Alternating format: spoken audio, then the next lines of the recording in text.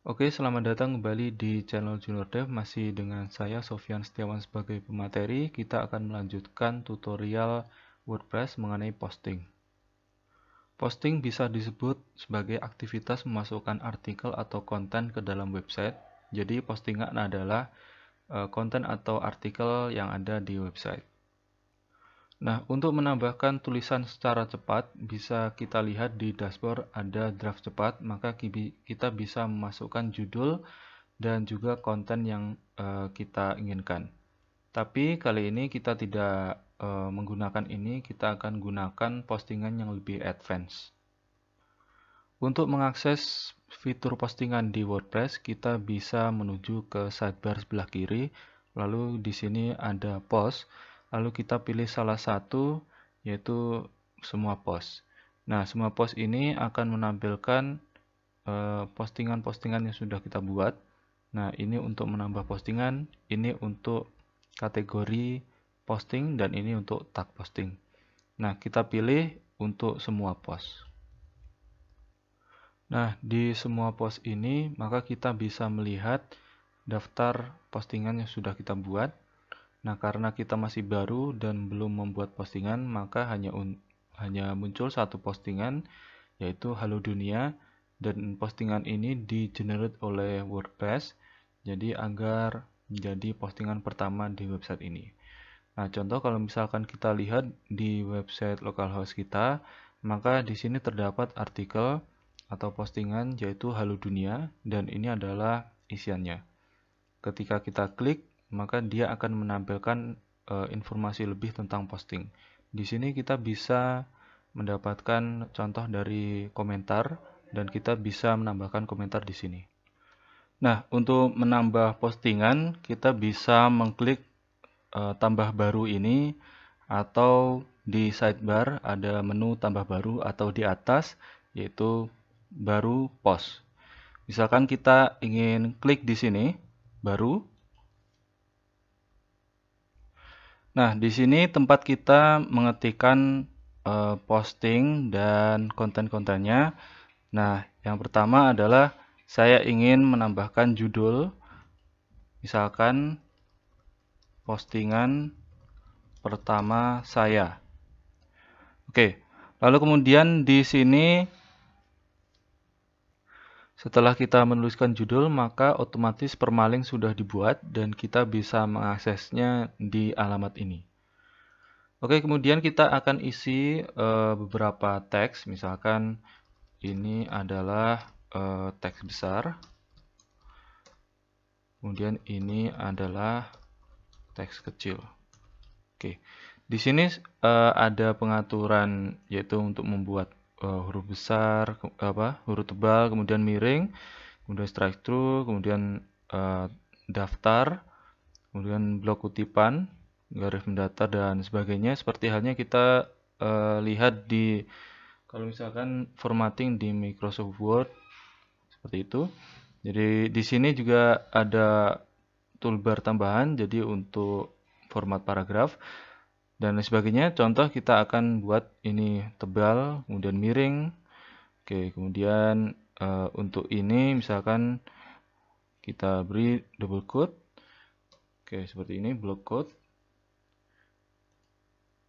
Lalu kemudian saya akan buat saya sedang istirahat, jangan diganggu. Contoh seperti ini. Kita buat misalkan untuk rata tengah, kemudian ini untuk rata kanan, dan ini ada format untuk kita bisa membuat link. Misalkan klik di sini. Saya blok, kemudian ini saya tambahkan link. Jadi misalkan saya tambahkan http google.com. Oke, jadi ketika ini diklik, dia akan menuju ke Google. Oke, selanjutnya saya ingin membuat yang namanya daftar. Misalkan ini daftar buah, misalkan jeruk, semangka, kemudian jambu. Oke, ketika kita blok, lalu kita pilih untuk daftar bernomor atau tidak bernomor. Kalau bernomor seperti ini, kalau tidak bernomor seperti ini. Nah, oke. Itu untuk demo dari tools-tools yang ada di postingan WordPress. Ini sementara kita hapus dulu. Oh ya, di postingan WordPress itu terdapat dua tipe, yaitu visual dan teks. Nah, kalau misalkan visual, kita langsung bisa melihat outputnya. Kalau misalkan teks, kita akan melihat kode HTML-nya. Oke, seperti ini.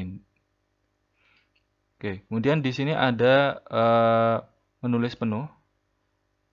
Nah, jadi seperti ini. Jadi sangat lega sekali kalau misalkan kita ingin menuliskan teks yang sangat panjang tanpa melihat adanya sidebar seperti ini. Oke. Selanjutnya ini saya hapus. Kita kopas saja dari teks dummy. Jadi dari lorem ipsum. Ini misalkan saya ingin mengkopas teks di sini. Oke, kemudian kita tambahkan di sini. Oke, seperti ini. Lalu kemudian kita buat ini sebagai kutipan. Oke. Di sini kita juga bisa menambahkan media atau gambar. Misalkan saya ingin menambahkan media.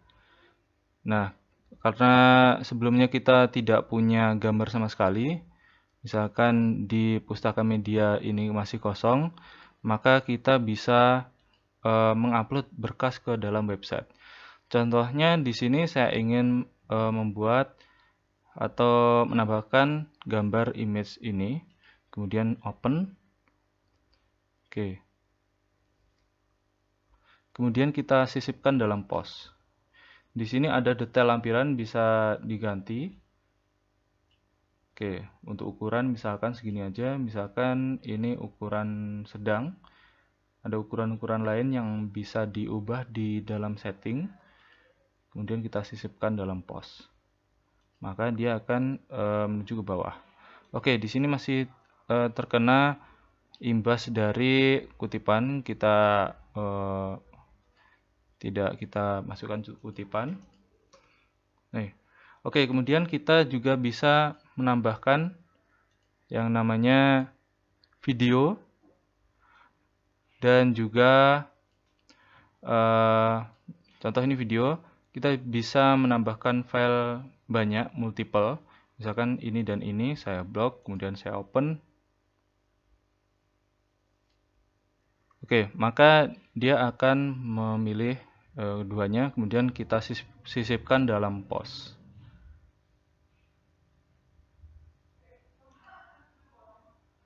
Oke. Oke, di sini ada sebuah sound dan ini adalah video. Oke.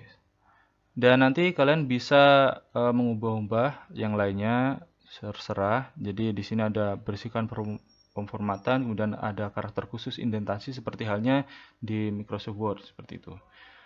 Oke, kemudian selanjutnya kita bisa melihat di sebelah sini, sebelum kita terbitkan postingnya, di sini ada yang namanya format. Jadi kita bisa mengubah format dari tulisan, itu berdasarkan format dari ini. Ada format untuk artikel jenis standar, sampingan, gambar, dan lain sebagainya. Tapi ini tidak kita bahas karena format ini tergantung dari tema yang kita gunakan. Oke, lalu kemudian di sini kita bisa menyimpannya sebagai konsep. Misalkan saya simpan dulu. Kita juga bisa melihat atau pratinjau tulisan yang akan kita terbitkan, misalkan seperti ini. Jadi dia akan membuka tab baru. Oke, contohnya untuk preview tulisan itu seperti ini. Oke, misalkan kalau sudah bentuknya seperti itu, kita sudah setuju, maka kita langsung ke bagian bawah. Di sini ada kategori. Kategori ini sangat penting kalau misalkan kita ingin mengelompokkan tulisan-tulisan berdasarkan kategori tertentu. Misalkan kategori untuk tulisan tips dan trik, kemudian ada news, ada misalkan gosip, ada info, dan sebagainya. Contoh di sini saya akan menambahkan kategori karena sebelumnya kita tidak punya kategori. Kalau misalkan tidak kita tentukan kategori, maka dia akan otomatis di WordPress akan disebut sebagai tak berkategori. Nah, kita tambahkan kategori, misalkan ini informasi. Oke, seperti ini. Kemudian kita tambahkan. Jadi dia adalah file atau kategori induk. Jadi dia tidak ada indukan. Kemudian kita tambahkan. Misalkan kita ingin menambahkan kategori lagi, misalkan gosip. Seperti ini. Nah, misalkan di postingan ini kita hanya ingin memasukkannya ke dalam kategori informasi. Nah, jadi kita centang tidak kita centang untuk gosip dan tak berkategori, dia masuk sebagai kategori informasi. Oke, kemudian di bawah sini terdapat tags. Tags itu hampir sama dengan kategori, tapi tags itu lebih spesifik ya. Jadi kita bisa memasukkan ke dalam banyak tags. Jadi seperti mini kategori. Jadi misalkan di sini informasi, misalkan ini berupa tagnya misalkan tulisan saya, kemudian informasi penting, kemudian ini karena ada video, misalkan saya tambahkan tags video, kemudian ada audio. Oke, seperti ini. Nah, kita akan membahas tentang dua ini, yaitu kategori dan tags di kesempatan lain. Dan intinya untuk pengelompokan tulisan. Oke. Selanjutnya kita akan menambahkan gambar fitur. Gambar fitur ini sangat penting kalau misalkan kita ingin di list tulisan kita itu ada gambar tentang tema tulisan kita. Misalkan saya akan buat gambar utama. Oke, kita akan menambahkan gambar. Misalkan untuk gambar fitur ini kita ingin ini saja.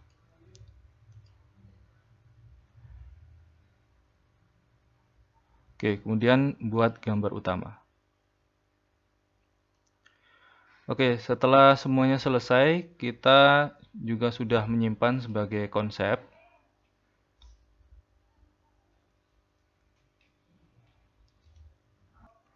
Lalu langkah terakhir adalah kita terbitkan postingan ini.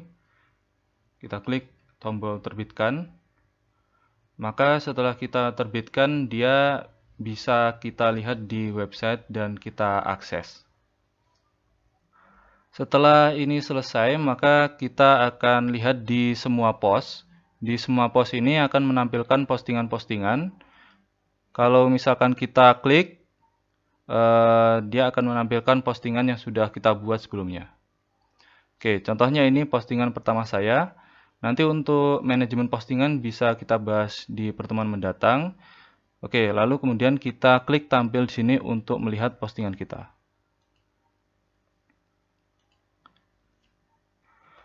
Oke, setelah postingan sudah kita terbitkan, maka kita bisa melihat postingan di website kita dengan alamat, misalkan seperti ini.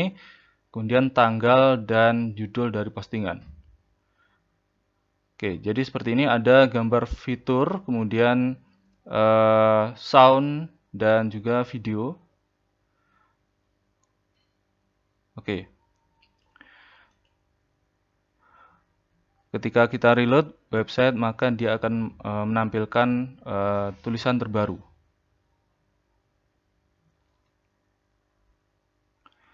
Oke, jadi ada dua postingan sekarang. Jadi postingan pertama saya dan Halo Dunia. Oke, itu tadi untuk tutorial bagaimana cara menambahkan postingan di WordPress. Kita selanjutnya akan membahas tentang manajemen postingan di pertemuan yang akan datang. Oke, sekian dan terima kasih.